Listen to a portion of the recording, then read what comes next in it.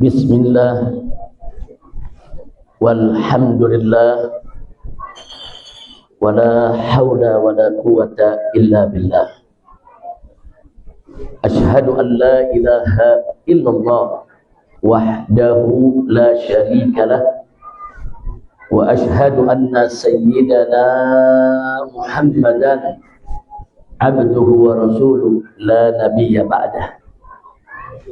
Allahumma salli wa sallim wa barik ala sayyidina wa habibina wa syafi'ina wa maulana nabiyyina Muhammadin wa ala alihi at-tahirin at-tayyibin wa ashabihi al-ghurril mayamin wa tabi'ahum bi ihsanin ila yaumiddin. Amma ba'd.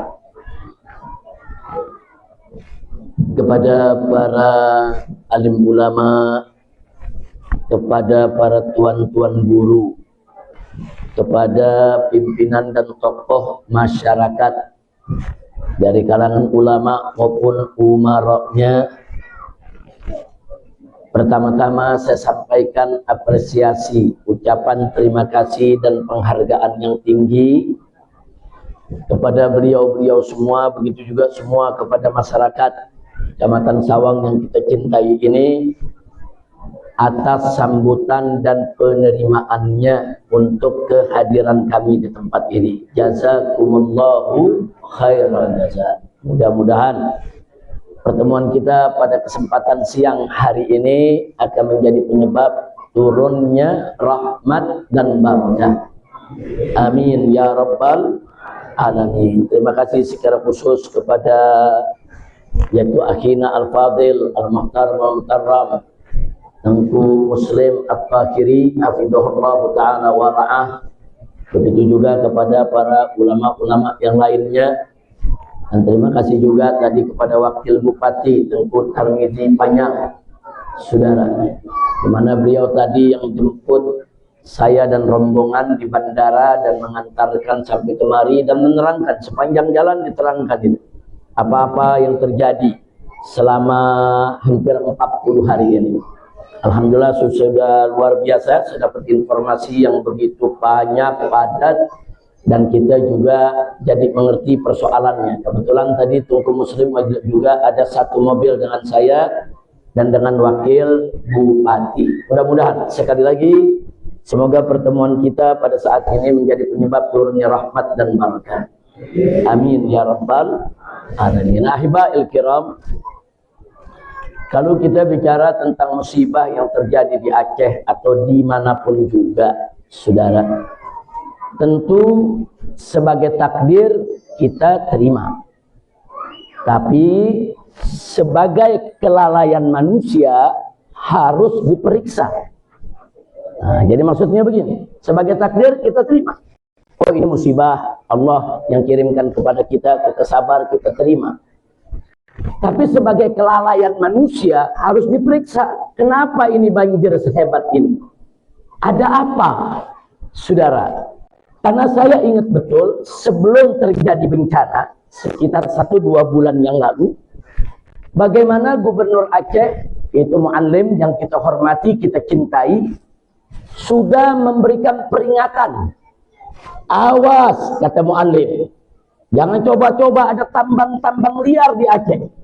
Siapa itu yang datang-datang dari luar menambang liar di Aceh? Hutan digunduli. Nah, saya dengar sendiri tuh bagaimana Mu'allim memberikan peringatan. Ini sebelum terjadi bencana. Bahkan sampai Mu'allim memberikan ultimatum. Saya berikan waktu. Harus segera mereka pergi. Bawa itu eskavator mereka. Jangan mereka keruk-keruk Aceh. Nah, kenapa kita punya gubernur sudah memberikan peringatan semacam itu? Karena memang penambangan-penambangan liar yang semau-maunya, seenaknya menggunduli hutan, itu akan mendatangkan bencana. Dan akhirnya betul, beberapa bulan kemudian terjadi bencana. Jadi sekali lagi yang saya mau katakan, sebagai musibah, sebagai takdir, kita terima kok. Saya tahu betul bangsa Aceh ini orang yang sabar, imannya kuat, tabah, nggak ada mengeluhnya kepada Allah Subhanahu wa taala. Betul?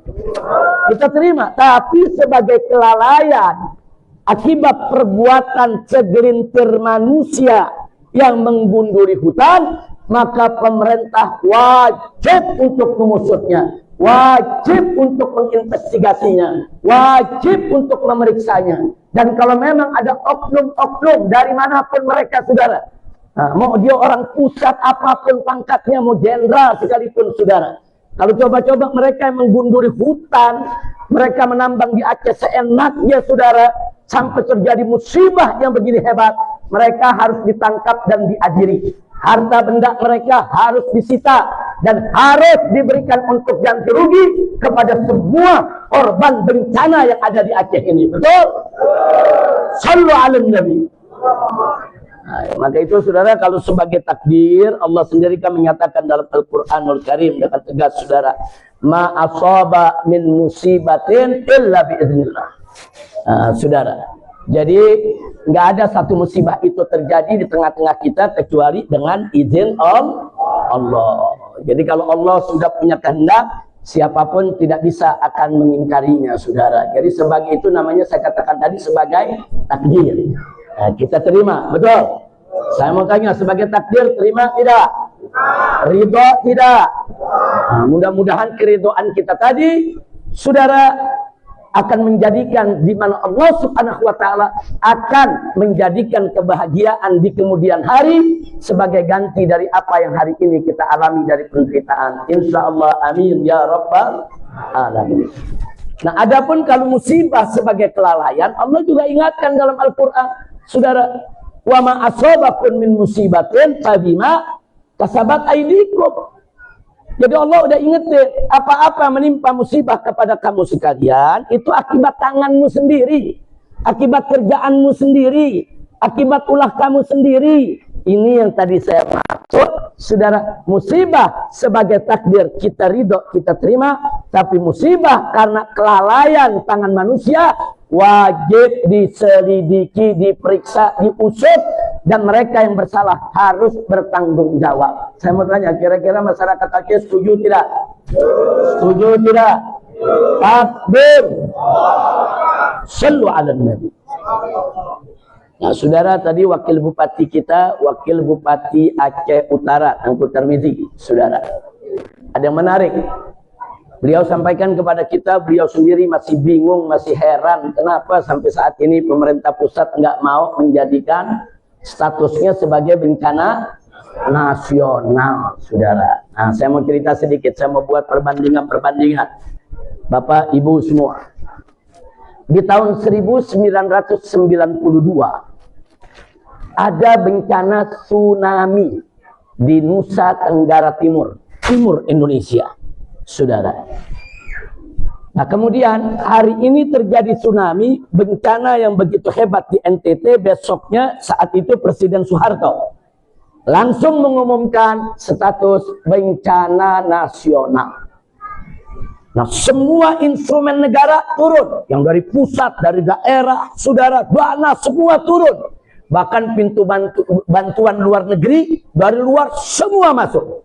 Sehingga penanganan dan pemulihan bencana tersebut berjalan relatif lebih cepat. Alhamdulillah. Itu tahun 92. Kita pindah ke tahun 2004. Ketika terjadi tsunami di Banda Aceh, dari Melabu, saudara, sampai ke Banda Aceh sana, saudara. Dulu tahun 2004 saya turun, saya bawa 1.300 laskar FPI dari Jakarta, dari Kalimantan, dari Sulawesi kita kumpulkan, saudara. Juga dari Sumatera. Kita turun ke Banda Aceh, ke Melabu, kemana tempat. Itu selama 4 bulan. Nggak berhenti, tiap hari kami mengevakuasi mayat. Karena betul-betul rata, Banda Aceh itu kota rata semua. Itu dari Masjid Baitur Rahman, saudara, kalau kita lihat mata memandang, sepanjang mata memandang sampai ke pinggir laut. Rata semua rumah, saudara. Dan mayat yang dikumpulkan saat itu, yang ditemukan sampai dikuburkan secara massal, tidak kurang dari 150.000 mayat. Dan dari FPI sendiri, tidak kurang selama 4 bulan kami kumpulkan 100.000 mayat. Nah, saya nggak mau cerita tentang apa yang sudah kami lakukan, tapi ada yang menarik. Begitu terjadi tsunami di Aceh, hari ini besoknya Presiden SBY langsung mengumumkan status bencana nasional. Nah, sekarang kita masuk tahun 2025 sampai 2026 nih, tahun baru sekarang, saudara. Tahu-tahu bencana terjadi begitu hebat. Di Provinsi Aceh saja tidak kurang dari 18 kabupaten yang terkena daripada bencana ini. 18 kabupaten bukan sedikit itu. 18 kabupaten itu bencana besar, saudara. Bencana mengerikan itu, saudara. 18 kabupaten.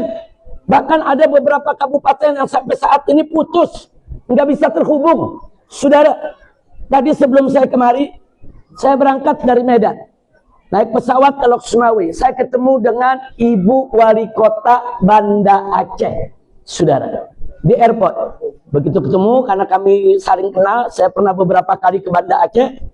Nah, saya tanya, Ibu mau kemana? Mau ke Jakarta? Tuh, enggak Habib, saya mau ke Takengon. Loh, kok lewat Medan? Nggak bisa Habib, dari Banda Aceh. Jadi dari Banda Aceh mau ke Takengon, beliau ke Kuala Lumpur dulu. Dari Kuala Lumpur ke Medan dulu pakai pesawat. Dari Medan baru ke Takengon. Itu untuk menunjukkan apa, saudara? Untuk menunjukkan betapa jalur-jalur transportasi sudah banyak yang putus. Jembatan-jembatan sudah banyak yang putus. Nah, sampai seorang pejabat daerah pun nggak mudah untuk mencapai daerah-daerah yang dipimpinnya, saudara. Nah, termasuk mu'allim, kita punya gubernur. Dari hari pertama kejadian, bagaimana dahsyatnya beliau turun. Saudara, bahkan beliau marah kalau ada kepala daerah, saudara, yang menyerah. Kalau ada bupati yang menyerah, beliau marah. Luar biasa, saudara. Sampai beliau katakan, nggak boleh ada nggak kerja, nggak ada alasan kecuali mati. Nah, kalau udah mati baru nggak boleh nggak kerja. Artinya memang pemimpin mesti begitu. Mu'allim itu sudah mengajarkan kita semua bagaimana menjadi seorang pemimpin di tengah musibah. Jadi pemimpin bukan di tengah kesenangan saja. Jadi pemimpin bukan di tengah kebahagiaan saja. Menjadi pemimpin bukan di tengah pengumpulan kekayaan saja. Tapi jadilah pemimpin yang baik ketika musibah datang, sudah. Nah, pertanyaannya tadi yang disampaikan oleh Wakil Bupati, kenapa kok sampai saat ini pemerintah pusat nggak mau sebut bencana yang terjadi di Aceh dan Sumatera? Karena ini bencananya 3 provinsi nih. Nah, Provinsi Aceh, Provinsi Sumatera Utara, dan Provinsi Sumatera Barat. Nah, di Aceh saja 18 kabupaten, belum yang di Sumatera Utara, belum yang di Sumatera Barat. Dahsyat ini bencana. Pertanyaannya, kenapa kok Presiden masih belum mau untuk menyatakan sebagai bencana nasional, saudara? Oh, katanya malu untuk menerima bantuan asing. Terima bantuan gak usah malu, ngutang boleh malu.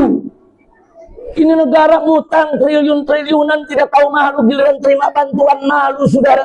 Bukan pada tempatnya malu menerima bantuan, betul? Kita selidiki, kenapa sih ini bencana begini besar kok nggak mau? Nah, punya selidik, saudara, baru terjawab.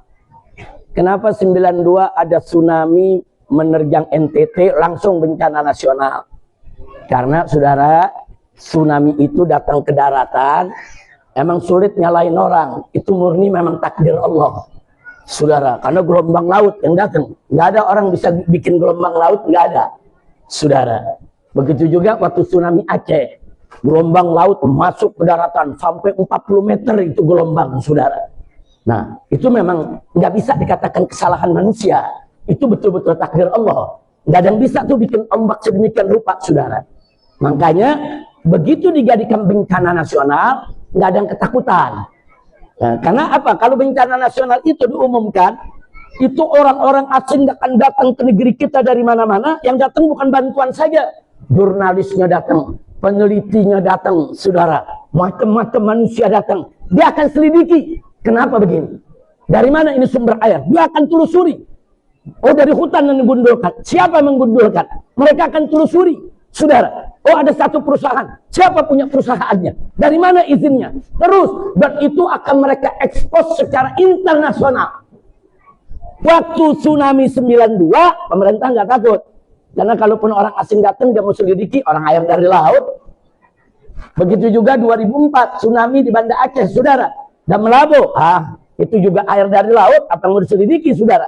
Tapi kali ini, ada yang ketakutan, saudara. Kalau mereka datang, mereka selidiki, mereka akan lihat. Ini sebabnya karena penggundulan hutan terjadi, iritasi tanah, saudara. Di mana-mana tanah longsor nggak mampu lagi untuk menahan air. Nah, ada yang ketakutan. Kalau ini jadi bencana nasional, akhirnya semua harus dibongkar, tim investigasi turun, maka pemilik perusahaan siapapun dia yang menggunduli hutan akan diseret ke pengadilan, ditangkap dan dipenjara. Jadi ada yang ketakutan. Orang-orang jahat inilah yang ketakutan, yang bisikin presiden, jangan Pak, jangan status nasional, itu udah seberapa kok Pak kerusakannya. Ada lagi yang melapor, udah aman Pak. Bahkan ada menteri datang, saudara, ke Banda Aceh, depan rakyat, depan presiden, depan kamera. Masyarakat tanya, Pak Presiden, ini listrik mati, bagaimana nih?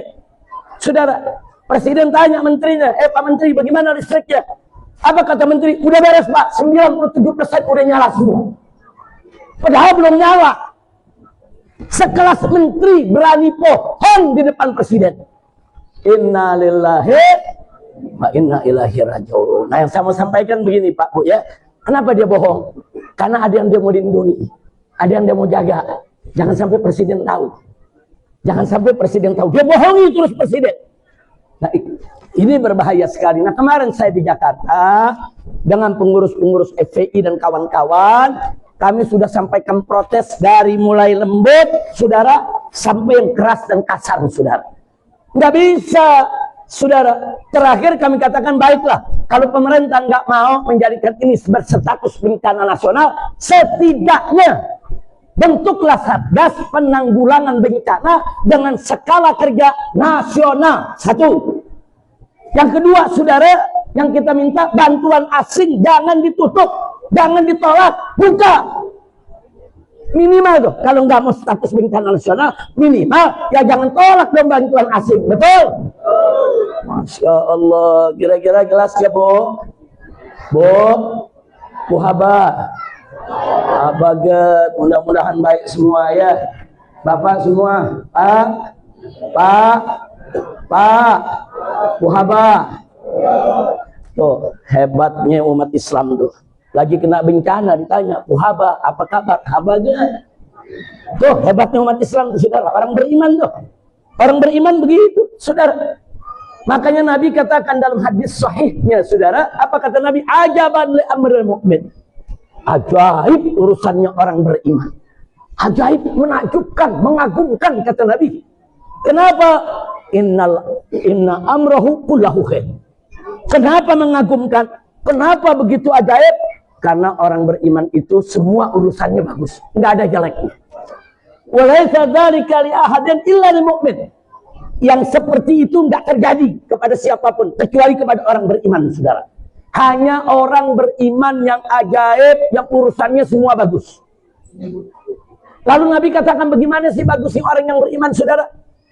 Dikatakan oleh Nabi alaihi salatu wassalam, in asabahu sarra syakara, wa in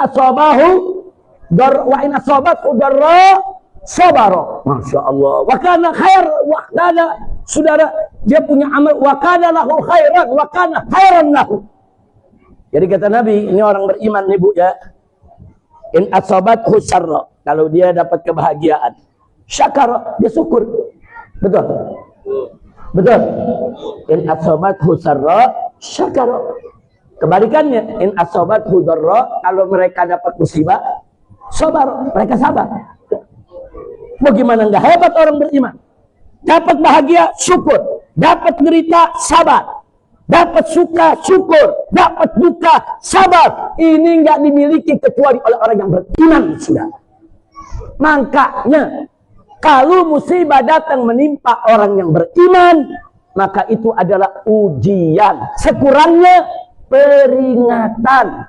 Keduanya sebagai pertanda cinta Allah kepada kita semua, saudara. Jadi kalau orang mukmin mendapatkan musibah, bukan azab, saudara. Imma dia ujian, imma dia peringatan. Yang azab itu bagi mereka yang nggak ada kebaikan, saudara. Orang-orang yang jahat, nggak pernah mau sholat, nggak pernah mau ibadah, kerjaannya judi, membunuh, bersinah, saudara. Kalau sehari-hari dia hanya melakukan kejahatan, dapat musibah, ya itu azab buat dia, saudara. Tapi bagi orang-orang mukmin, saudara, dapat musibah itu ujian. Dikit tertusuk duri kayak kegigit semut, Allah ampuni dosanya. Apalagi dapat musibah macam ini, saudara. Nah begitu, yuk saya ajak yang pertama. Dan saya sudah tahu kalau orang Aceh ini sabarnya manusia, tabahnya manusia, sudah menghadapi berbagai macam ujian di dalam sejarah Aceh. Betul? Betul? Saya mau tanya dulu, saudara, di Indonesia perang lawan Belanda, yang nggak pernah kalah bangsa apa?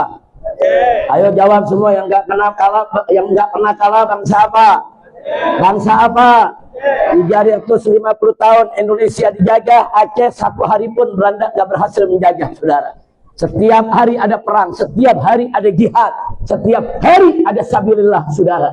Nggak ada orang Aceh pernah mundur. Penjajahan itu penderitaan, penjajahan itu musibah, saudara. Waktu dijajah, yang diculik, yang dibunuh, yang dirampas harta bendanya, saudara. Penjajahan itu musibah. Tapi orang Aceh berhasil menghadapi itu semua, saudara. Alhamdulillah. Bahkan, saudara, kita lihat beberapa puluh tahun yang lalu di Aceh diberlakukan DOM, daerah operasi militer. Berapa banyak orang-orang Aceh yang dibunuh dengan zalim, saudara. Perempuan-perempuan yang dibunuh dengan zalim, anak-anak yang yatim tanpa alasan, saudara. Itu juga musibah, itu penderitaan. Tapi orang Aceh nggak pernah menyalahkan Allah. Orang Aceh nggak pernah murtad gara-gara musibah. Orang Aceh tetap cinta Allah. Orang Aceh tetap sabar menghadapinya. Betul? Betul? Bahkan nggak sampai di situ kok. Puluhan tahun akhirnya orang Aceh bangkit melawan untuk menjaga harta martabatnya, saudara. Ketika diajak damai oleh saudara muslimnya, orang Aceh damai kok. Damai. Sampai digelar perjanjian Helsinki. Betul? Betul? Kalau gitu saya tanya, bangsa Aceh sabar tidak? Jawab yang kompak, sabar tidak? Tabah tidak? Tegar tidak? Takbir. Nah, sekarang orang Aceh, saudara, ditimpa musibah. Habislah air laut dengan tsunami-nya, sekarang tanah longsor dari gunungnya. Ini musibah. Cuman ada yang nanya, Pak, Bu, kenapa sih musibahnya Aceh melulu? Kenapa bukan Jakarta sih yang tenggelam? Bu, Pak, boleh kan nanya begitu kan? Boleh. Kenapa kok Aceh melulu yang kena musibah nih? Dari zaman Belanda, kemudian di Merdeka ada DOM, kemudian ditambah lagi ada tsunami, ditambah lagi ada bencana, sekarang banjir bandang, saudara. Kok Jakarta aman-aman aja? Kenapa bukan Jakarta yang banjir? Dia gedungnya pada rumah. Kalau Jakarta banjir, jangan-jangan di sana kesinan berubah juga. Nah, nanya boleh nanya? Boleh nanya, Bu? Nah, sekarang saya mau tanya, jawab jangan. Jawab jangan. Jawab jangan. Ada yang jawab begini, ini jawaban jahat nih, Bu. Ah, itu orang Aceh banyak dosa tuh. Makanya dapat bencana melulu. Itu orang Aceh nggak bisa diatur sih. Itu di medsos ada yang kurang ajar tuh ngomong begitu, betul? Ada gak yang ngomong begitu? Ada gak yang kurang ajar menghina bangsa Aceh? Kurang ajar. Enaknya dia ngomong begitu tuh orang nggak tahu diri, saudara. Dan dia nggak belajar agama, saudara. Mari kita lihat dalam satu hadis, saudara, sahih. Nabi yang mengatakan alaihi salatu wassalam. Apa kata Nabi alaihi salatu wassalam? Asaddun nasi bala'an al-anbiya. Summal ulama, summal amsal fal amsal. Dalam riwayat lain disebutkan asaddun nasi bala'an al-anbiya, summal sholihun, summal amsal fal amsal. Di dalam hadis yang lain lagi, saudara, disebutkan, saudara, asaddun nasi bala'an al-anbiya, summal ladzi yalunahu, summal ladzi yalunahu. Masya Allah. Apa sih kata Nabi? Kata Nabi, saudara, sesungguhnya manusia Saudara, yang paling keras ujiannya, yang paling berat, saudara, musibahnya, yang pertama kata Nabi adalah al-anbiya, para nabi. Justru para nabi ujiannya lebih berat dari kita. Para nabi, saudara, musibahnya lebih berat dari kita. Kenapa? Karena mereka kecintaan Allah. Allah uji terus supaya kedudukan mereka makin sempurna di sisi Allah. Yang kedua kata Nabi, summal ulama. Kemudian golongan ulama. Saudara, kalau hadis yang lain mengatakan cuma orang-orang yang soleh. Nah, artinya ini kita kaitkan ulama-ulama yang solehin, ulama-ulama yang soleh itu juga ujiannya berat. Jadi beratnya ujian bukan berarti itu orang banyak dosa, bukan. Justru Nabi nggak punya dosa, betul. Ujiannya paling berat, saudara. Ulama yang soleh, orang baik, ujiannya paling berat setelah Nabi, saudara. Masya Allah, kira-kira paham gini maksud saya? Artinya orang yang paling sering diuji, paling banyak diuji, bukan yang paling banyak dosa, bukan. Yang paling banyak diuji justru pertama para nabi, yang kedua ulama, yang ketiga kata Nabi, summal amsal fal amsal. Kemudian tingkatan yang berikutnya, dan berikutnya, saudara. Jadi kalau kita lihat tingkatan salaf, Nabi itu yang paling berat ujiannya. Berikutnya sahabat juga berat ujiannya. Berikutnya lagi tabi'in berat ujiannya. Berikutnya lagi tabi'in berat ujiannya. Berikutnya ulama yang mutabaddirin berat ujiannya. Ulama yang mutaakhirin berat ujiannya. Ulama yang muasirin berat ujiannya. Justru semakin soleh, semakin bagus tingkatannya, semakin tinggi iman takwanya kepada Allah, semakin banyak diuji. Nah, kalau begitu kita ambil kesimpulan. Jadi kenapa orang Aceh diuji melulu? Ayo. Kenapa orang Aceh sering dapat bencana? Ayo, bisa jawab gak? Bu, bisa jawab gak? Karena apa? Karena dari seluruh bangsa Indonesia, mana bangsa yang paling banyak diuji, itu yang paling dicinta oleh Allah, saudara. Loh, Allah Maha tahu kok. Allah kalau menguji hambanya itu setara dengan kemampuannya. Saudara, ini kalau bukan orang Aceh yang diuji macam ini, jangan-jangan udah banyak yang murtad. Hati-hati. Tapi orang Aceh bertubi-tubi mendapatkan bencana, tetap gak murtad, tetap gak keluar dari Islam, tetap gak mau jadi orang kafir. Betul? Betul? Orang Aceh bilang kafir kan? Iya, saudara. Makanya orang Jakarta jangan suka bikin kafe. Orang sini bilang kafe apa, Bu? Kafir. Orang Jakarta bilang kafe warung kopi. Bu, kira-kira jelas tidak? Paham tidak? Jadi kalau ada yang mengatakan, kenapa Aceh sering dapat bencana? Karena orang Aceh jahat, kotor, dan dosa. Betul tidak itu? Betul tidak itu? Itu yang ngomong begitu kurang ajar tidak? Kurang ajar tidak? Masya Allah, yang begitu mesti kita tangkap tuh rame-rame. Tapi nggak begitu, justru orang Aceh satu, Islam pertama kali masuk ke Indonesia lewat Aceh. Jangan lupa tuh, daerah lain belum kenal Islam, Aceh sudah kenal Islam. Kemudian yang kedua, saudara, satu-satunya provinsi di Indonesia yang mendapatkan undang-undang boleh menerapkan konun syariat cuma Aceh. Gak ada provinsi lain dapat, saudara. Ini istimewa. Ini istimewa, saudara. Dan satu-satunya provinsi yang dapat julukan Darussalam di mana? Aceh, saudara. Jadi Aceh ini punya keistimewaan luar biasa. Sekarang ini, Bu, kalau kita naik pesawat mau ke Jakarta, mau ke daerah-daerah lain, saudara, itu yang namanya pramugari, pakaiannya, pahanya pada terbuka.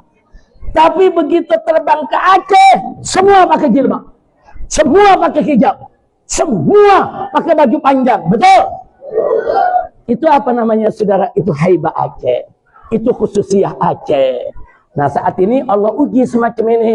Saya minta Aceh tetap sabar dan tegar. Saya yakin Setelah ujian ini insya Allah fa innal ma'al usri yusra. Inna ma'al usri yusra. Fa inna ma'al usri yusra. Nggak usah khawatir. Nggak usah khawatir, saudara. Di mana ada kesulitan, di situ ada kemudahan. Pasti hari ini kita sholat, besok Allah berikan kemudahan dan kebahagiaan, insya Allah. Jadi Bapak Ibu nggak usah khawatir. Saya dan kawan-kawan dari Front Persaudaraan Islam, bukan hanya di Jakarta, seluruh cabang FPI se-Indonesia, kami wajibkan menggalang dana besar-besaran untuk membantu saudara-saudara kita yang terkena bencana di Aceh dan Sumatera. Ini sudah kita gerakan. Bahkan di Aceh ini, saudara, FPI punya dapur-dapur sendiri, posko-posko sendiri, tapi FPI juga kerjasama dengan organisasi lain, dengan kelompok-kelompok masyarakat. Oh, ada kelompok masyarakat, dia bikin posko, tapi dia nggak punya sembakonya, nggak punya apa yang mesti diberikan. Kita salurkan, yang dikirim lewat FPI kita salurkan. Jadi kita kerjasama dengan semua posko-posko yang posko-posko kemanusiaan yang ada di seluruh Aceh, begitu juga Sumatera Utara dan Sumatera Barat. Alhamdulillah. Nah, sekarang saya mau tanya, FPI hadir untuk membantu kemanusiaan, bagus tidak? Bagus tidak? Dukung tidak? Takbir. Nah, maka itu tadi saya dengar apa yang disampaikan oleh Tengku Muslim, saudara, luar biasa. Beliau katakan, Habib, kami saya nggak mau bicara apa lagi sampai kami teriak merdeka, Habib. Sebetulnya kami bukan urusan merdeka nggak merdeka, tapi kami mau ngomong apa lagi? Karena banyak di pusat yang tidak mau dengar. Nah ini pesan semacam ini akan saya bawa ke Jakarta. Bahkan kemarin saya udah ingatkan di Jakarta, hei Presiden Prabowo, hati-hati kau.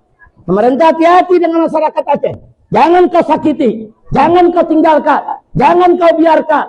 Kalau mereka kau biarkan dalam penderitaan, kau biarkan mereka terus dalam kesulitan, jangan salahkan mereka. Kalau besok mereka minta merdeka, betul? Takbir. Jangan. Kalau mau Aceh ini tetap NKRI, Aceh tetap bersaudara dengan provinsi lain, ya pemerintah pusat mesti perhatiin dong. Betul? Betul?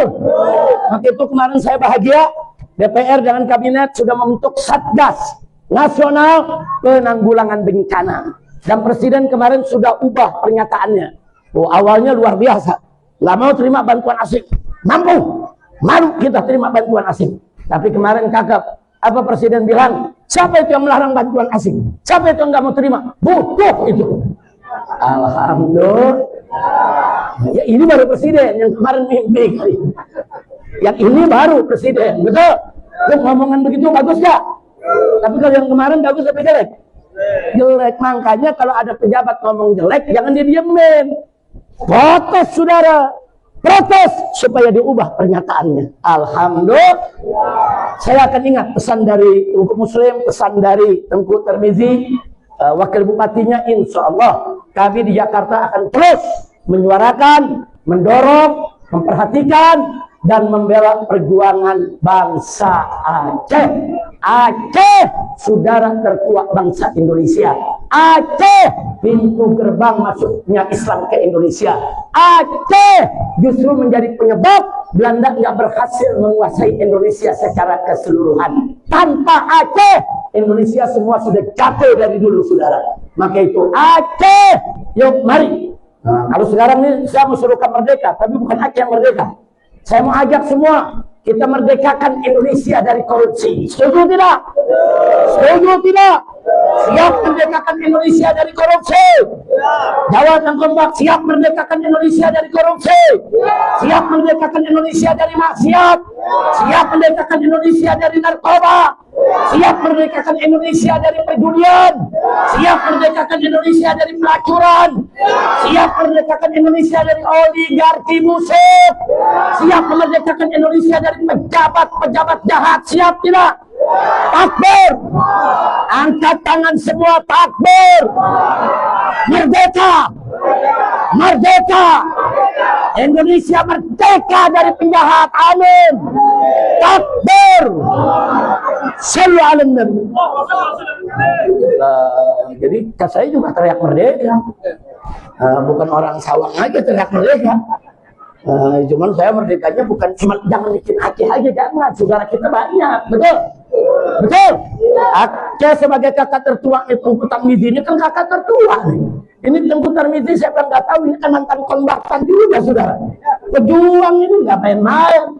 Nah, Mu'allim juga kemarin, Masya Allah, saya lihat videonya, mata udah bengkak, bukan hanya nangis, kurang tidur.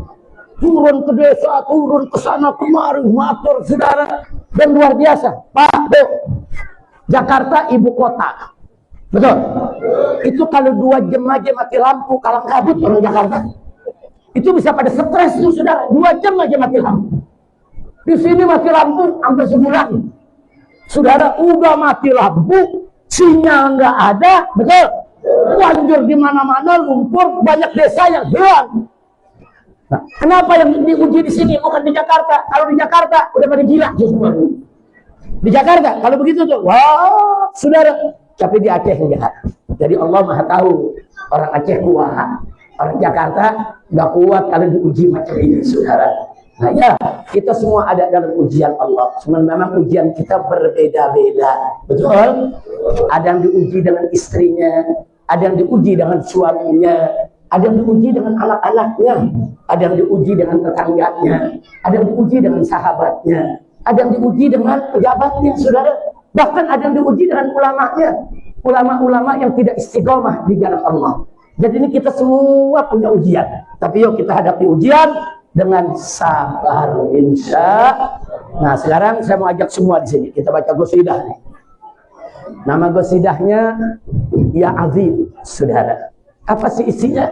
Qul ya Azim. Artinya katakanlah olehmu, Ya Azim, wahai yang maha agung. Antal Azim, engkau ya Allah maha agung. Gadahamana, telah datang menimpa kami ya Allah hamun azim, kegalauan yang begitu besar ya Allah. Kami galau, kami risau, urusan kami banyak kacau ya Allah, stres, pusing, ini ujian berat ya Allah. Kemudian dikatakan apa? Wa kullu ham, semua kegalauan, semua kerisauan yahun, hilang, menjadi mudah, menjadi ringan. Bismika ya azim, dengan namamu wahai yang maha agung. Bagus gak artinya? Bagus gak? Ulama-ulama salaf ahlus sunnah begini, saudara. Ulama ahlus sunnah tuh ngajarin kita baca selawat, betul? Ngajarin kita baca istighfar, betul? Ngajarin kita baca zikir dan doa, betul? Nah, jadi ini kita baca. Udah tahu kan artinya? Sekarang saya minta, saya punya menantu nih, Habib Hanif Al-Attas dengan Habib Muhammad bin Hadi Al-Habsyi. Kita ikuti nanti, ya azimnya kita ikuti, dan nanti syair-syairnya kita aminkan bersama, insya Allah. Ikuti pelan-pelan dulu biar bisa ikuti. Silakan.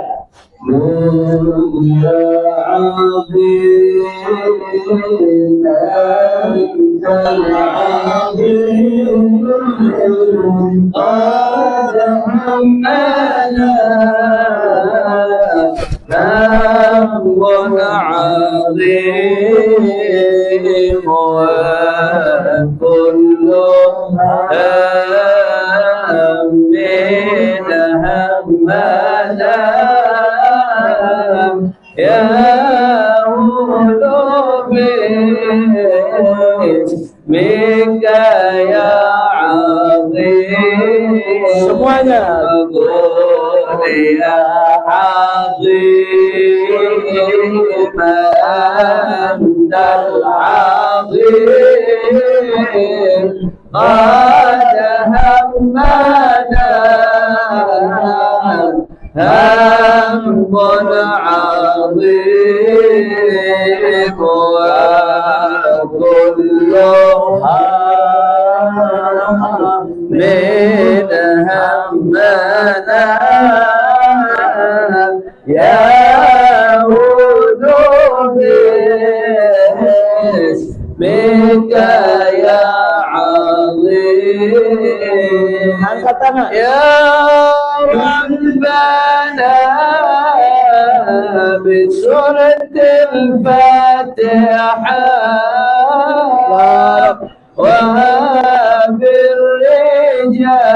وبالرجال رجال الصالحات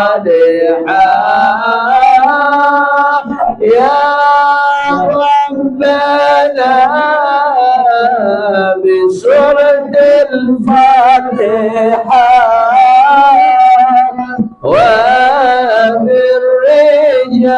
وبالرجال رجال الصالحات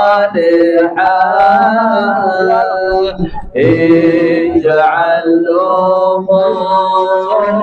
أمورنا ناجحة نحن وكل المسلمين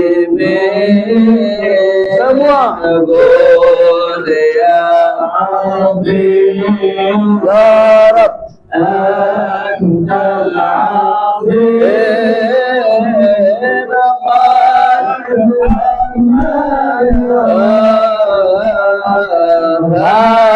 أمر عظيم وكلها من همنا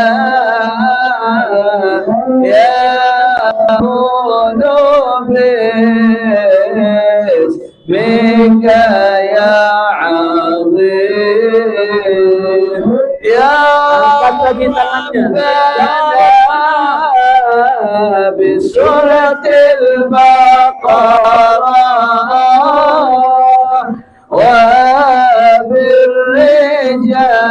وبالرجال رجال العشرة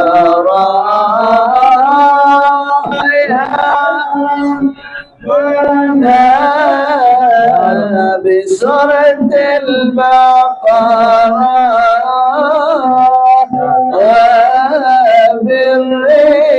وبالرجال رجال العشرة اجعل أمورنا ميسرة نحن وكل المسلمين نقول يا عظيم أنت العظيم وتحملنا أمر عظيم وكل من همنا يا مولود وبك يا عظيم يا ربنا بسورة المائدة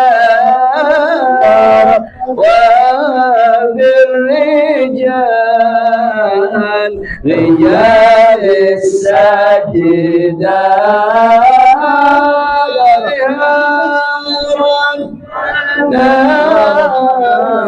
بسورة المائدة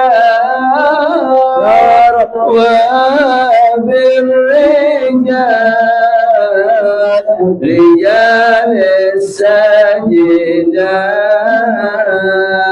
اجعل أمورنا فائدة نحن وكل المسلمين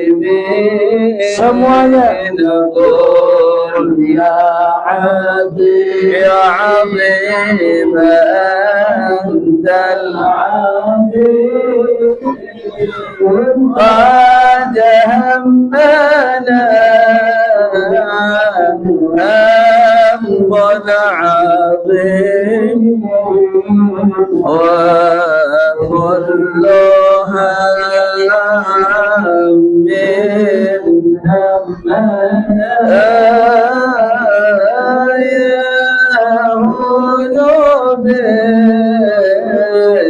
منك يا عظيم يا ربنا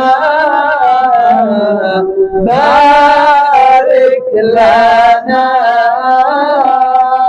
في رجب وشعبنا ya Rabbana semuanya barik lana semua Rajab wa sya'bana wa balighna Ramadana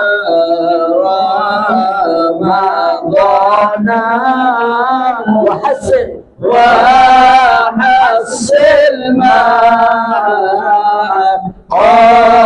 قاصدنا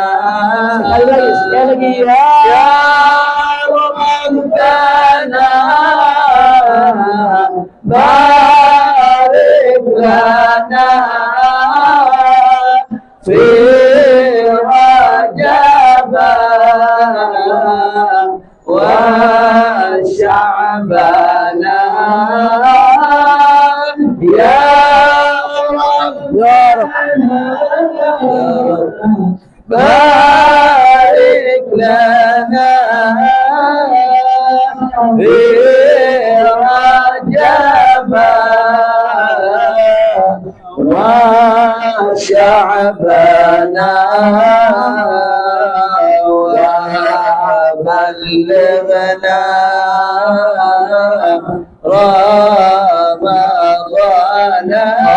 رمضان وحصل ما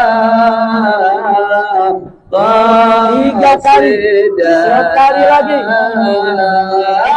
ya Rabbana barik lana fi Rajab wa Sya'bana ya Rabbana barik lana fi Rajab wa Sya'bana wa balighna Ramadana wa hasilna qasidana qul ya عظيم أنت العظيم قد همنا هم عظيم وكل من همنا يا منك